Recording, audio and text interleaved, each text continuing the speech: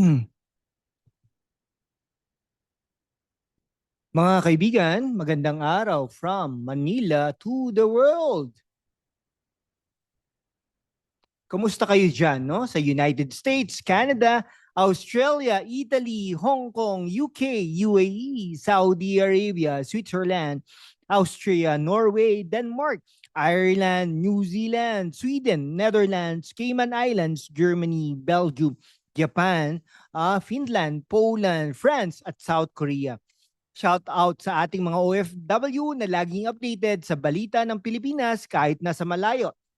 At syempre po hindi rin po natin kinakalibutan ang mga taga Maynila, Pasig, Caloocan sa buong Metro Manila at sa Pilipinas, sa buong Pilipinas din, no? Diyan sa Ilocos Sur, Pampanga, Tarlac, Central Luzon, Southern Luzon at sa bawat sulok ng Pilipinas. Syempre, hindi ko po kayo makakalimutan.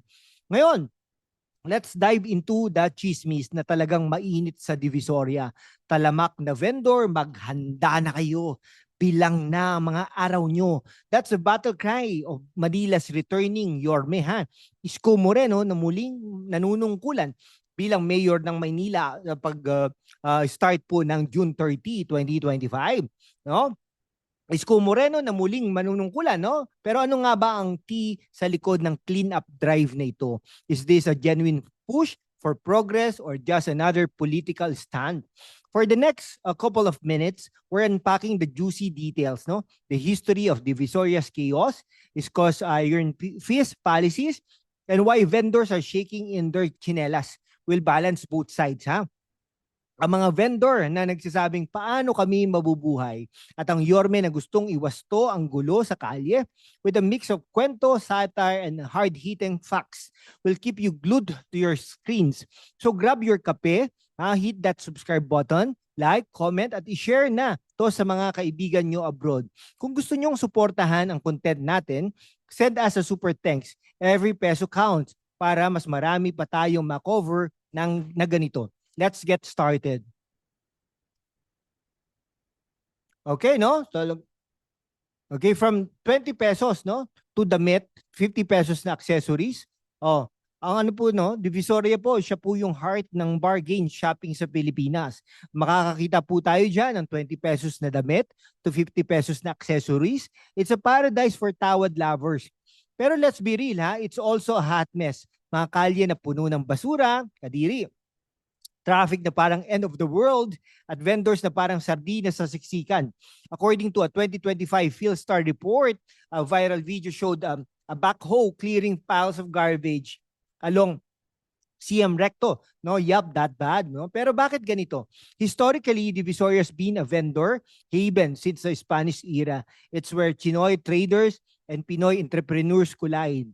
Pero with over 10,000 vendors, hula ko lang yan, ha? Pero parang ganun karami. It's chaos central, no? The vendors say, kailangan natin ng kita. Fair point.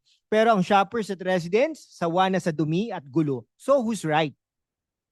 Oh, ako si Mang Jun, no? 30 years old na ako sa Divisoria.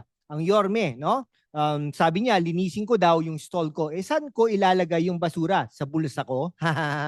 Mang Jun, huwag kang magmalaki. Bilang ng araw ng gulo sa Divisoria. Clean streets or bust. Okay, kung nag-i-enjoy, na-enjoy nyo itong kwento, i-hit ang like button. I-comment naman din, ha? Team Vendor or Team Yorme? Let's see your thoughts. Okay, si Yorme Isko Moreno nanumpa na bilang Manila Mayor noong May 19, 2025 kahit di pa opisyal, ha, ang June 30 oath taking. Bakit ang bilis? Some say it's to jumpstart his clean-up plans. Others, chismis na gusto niyang munang maupo bago mag-viral ang mga plano niya. Okay, mag-flashback muna tayo to 2019. Isko's first term was a game changer. Streets got cleaner, vendors were regulated, and Divisoria was less of a jungle. Pero hindi lahat masaya, ha? No 2022, vendors filed cases against Isko and then Vice Mayor Hanin Lacuna for selling a public market via resolution. Ngayon, he's back with a vengeance, warning vendors, maghanda na kayo. But let's unpack his policies, Isko's pushing for stricter vendor regulations. Think designated stalls, waste management, and traffic control. Sounds good, right? Pero ang vendor, sabi nila, paano kami magkakita kung iipitin kami sa rules? No, sa isang 2025 Radyo Pilipinas report, ISCO also warned corrupt traffic enforcers, showing he's serious about discipline. Imagine si Aling Nida, isang vendor ng ukay-ukay. She's been in Divisoria for 20 years, supporting her kids' education. Pero isang araw, may notice, lipat kayo sa bagong stall o wala kayong pwesto. Aling Nida's like, saan kami pupulutin? Pero on ISCO's side, he's thinking, if we don't fix this, Divisoria's gonna choke on its own trash. Sino ang tama? Ano sa tingin ninyo? I-comment nyo. Ha? Dapat bang mag-strict si ISCO o bigyan ng chance ang vendors? At kung nasa US, Canada o UAE kayo, i-share ito sa mga kababayan natin. Let's zoom out. Divisoria's cleanup isn't just about vendors. It's about politics.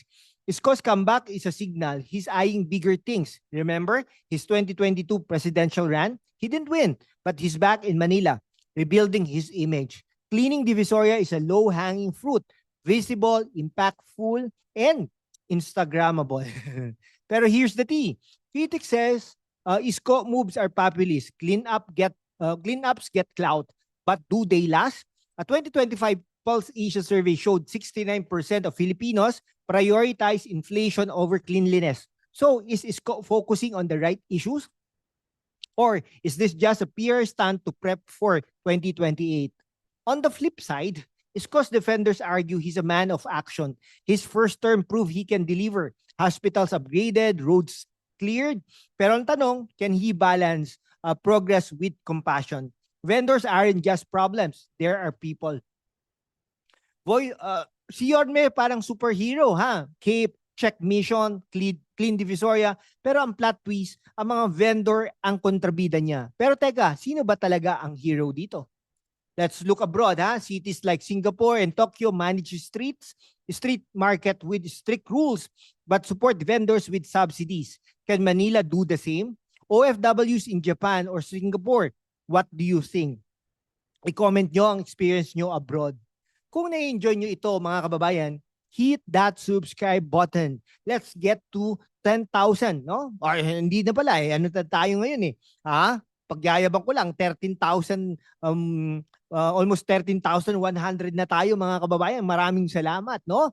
Eto, let's get to 20,000 subscribers para mas marami pang ganitong content. At kung gusto nyong suportahan kami, super thanks, please ang sagot.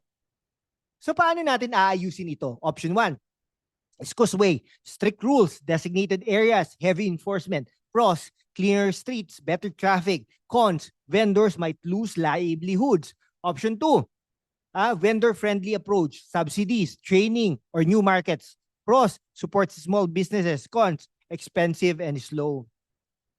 A 2021 report from Rappler showed ISCO's tough stance on vendors before, but it worked temporarily. The challenge, sustainability. Maybe Manila needs a hybrid, enforce rules but give vendors affordable spaces. Singapore's hawker centers, anyone?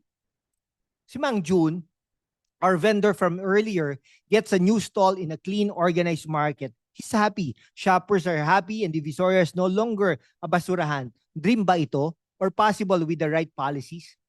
Ano ang solusyon sa tingin ninyo, ha? I-comment nyo below at i-share sa mga kababayan natin sa Australia, Italy o Hong Kong. Yan ha, mga kaibigan. Divisoria's chaos is more than just vendors versus Yorme. It's about progress, livelihoods, and the future of Manila. Si Isko naman, Isko Moreno, love him or hate him, is shaking things up. Pero ang tanong, will his cleanup last or is it just pogi points for the next election? Sa mga OFW natin sa United States, Canada, Australia, Italy, Hong Kong, UK, UAE, Saudi Arabia, Switzerland, Austria, Norway, Denmark, Ireland, New Zealand, Sweden, Netherlands, Cayman Islands, Germany, Belgium, Japan, Finland, Poland, France, at South Korea, your voice matters. Ano ang take nyo sa issue na ito? I-comment nyo, i-like at i-share sa inyong communities. Kung na-enjoy kung na-enjoy nyo itong itong ilang mga minuto na ito, hit that subscribe button at i-on ang notification bell para updated kayo sa mga susunod natin na komentaryo. And if you want to keep this channel going, send us a super thanks please. Kahit maliit, malaking tulong para sa content natin. Salamat at hanggang sa susunod na chismis.